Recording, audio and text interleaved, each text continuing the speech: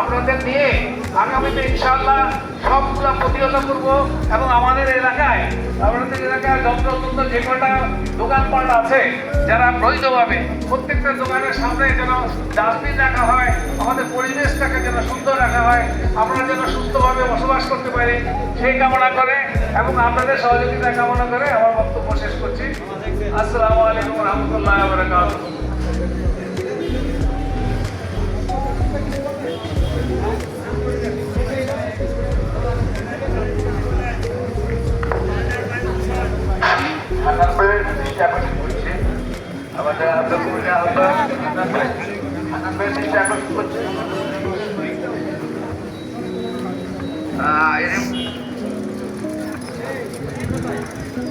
আমাদের মাঝে উপস্থিত নূরে আলম সিদ্দিকী সোহেল ভাই তার মানের ভাব প্রকাশ করবেন।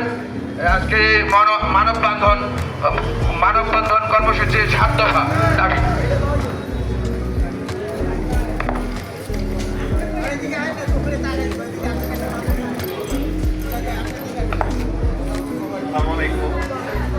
আপনারা জানেন যে আমাদের এই দক্ষিণ পল্লবী একটি আবাসিক জায়গা। দীর্ঘদিন ধরে এখানে আমরা শান্তিপূর্ণভাবে বসবাস করে আসছি। এখানে আমাদের যারা ছোট বাচ্চা কাচ্চা এবং মা বোন আছে তারা নিয়মিত রাস্তায় হাঁটাহাঁটি করে, খেলাধুলা করে। যেহেতু এখানে কোনো খেলার মাঠ নাই, রাস্তার মধ্যেই ছোট ছোট বাচ্চারা খেলাধুলা করে এবং শান্তিপূর্ণভাবে আমরা বসবাস করে আসছি। তো তারপরেও এখানে বেশ কিছু বাণিজ্যিক প্রতিষ্ঠান করার পায়তারা চলতেছে এবং শান্তিপূর্ণ এই পরিবেশগুলা নষ্ট করার জন্য চেষ্টা করতেছে কিছু প্রতিষ্ঠান। এগুলা চেষ্টার পরিপ্রেক্ষিতে আমাদের এই মানববন্ধন যেন আমাদের এই পরিবেশ সঠিকভাবে সুন্দরভাবে আমরা ভবিষ্যৎ আগামী প্রজন্মের জন্য রেখে যেতে পারি এবং সবাই যেন এখানে শান্তিপূর্ণভাবে বসবাস করতে পারে, এই উদ্দেশ্যেই আমাদের সবার এখানে দাঁড়ানো। ধন্যবাদ সবাইকে। ধন্যবাদ সোহেল ভাইকে।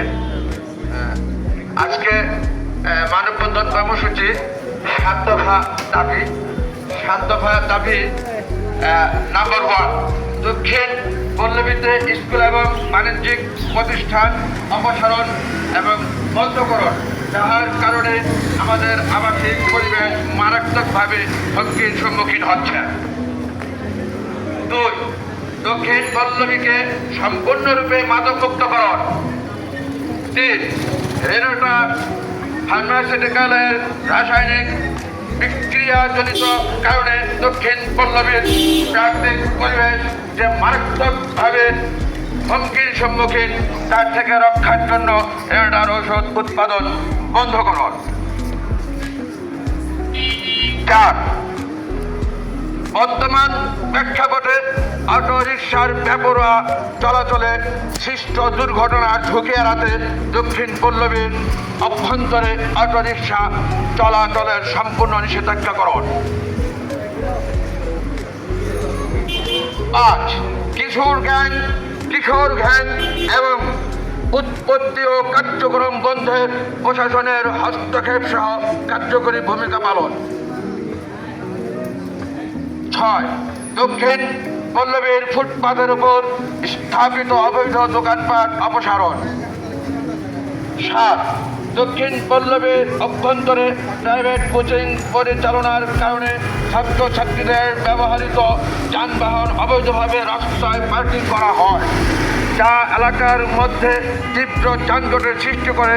ইহা থেকে পরিত্রাণের জন্য প্রাইভেট কোচিং বন্ধ করুন। আয়োজনে পল্লবীবাসী অধিবাসীগণ ধন্যবাদ।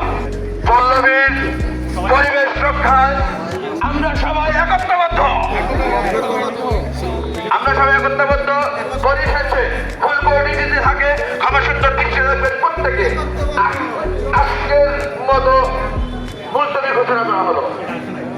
আমাদের এই দক্ষিণ পল্লবীর পরিবেশ সুন্দরের স্বার্থে আমাদের দক্ষিণ পল্লবীর আমরা সকলে একতাবদ্ধ ইনশাআল্লাহ। পরিশেষে ফুলকৌটি যদি থাকে আমার সুন্দর দৃষ্টি রাখবেন প্রত্যেকে। আজ আজকের মতো মানববন্ধন কর্মসূচি 7 দফা মুলতবি ঘোষণা করা হলো। আল্লাহ হাফেজ।